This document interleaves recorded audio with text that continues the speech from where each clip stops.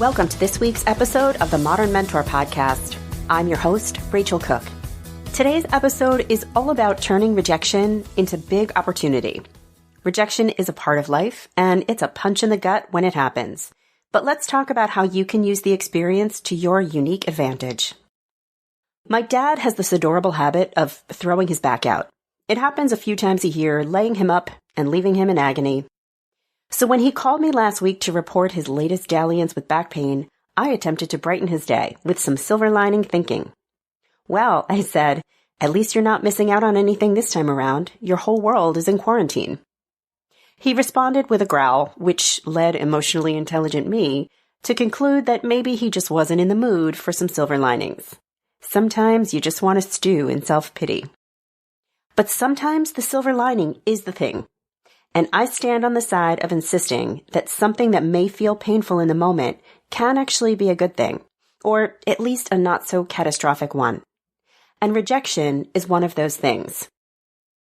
Rejection, not getting the job, not getting support for your idea, not getting the raise, it leaves a gaping maw of a wound when it happens.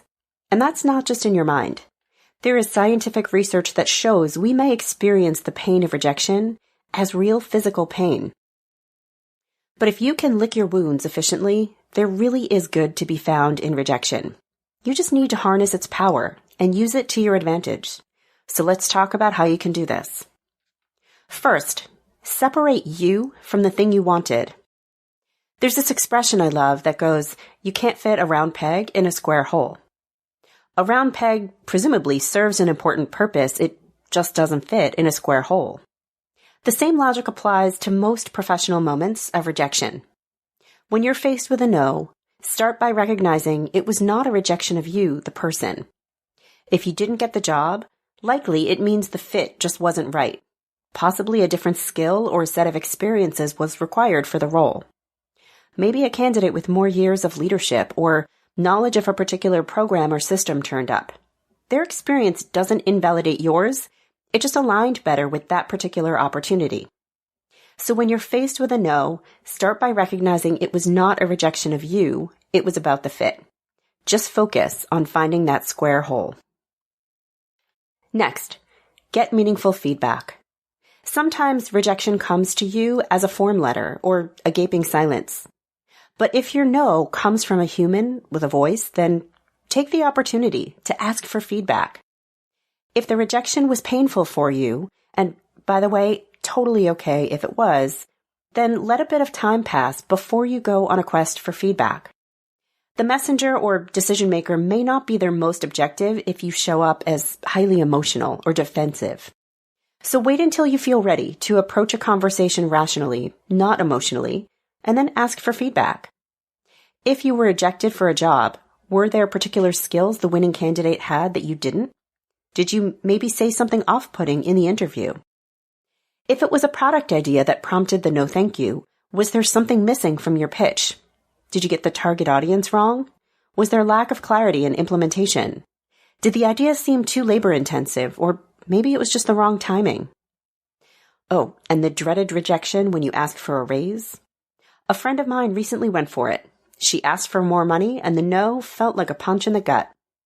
But when she found the courage to ask her boss for feedback, she learned she was already sitting at the top of the pay range for her title. This gave her both an ego boost, and it also prompted her to polish up her resume, because earning more money was going to mean getting a new job, and this was a valuable insight for her to have.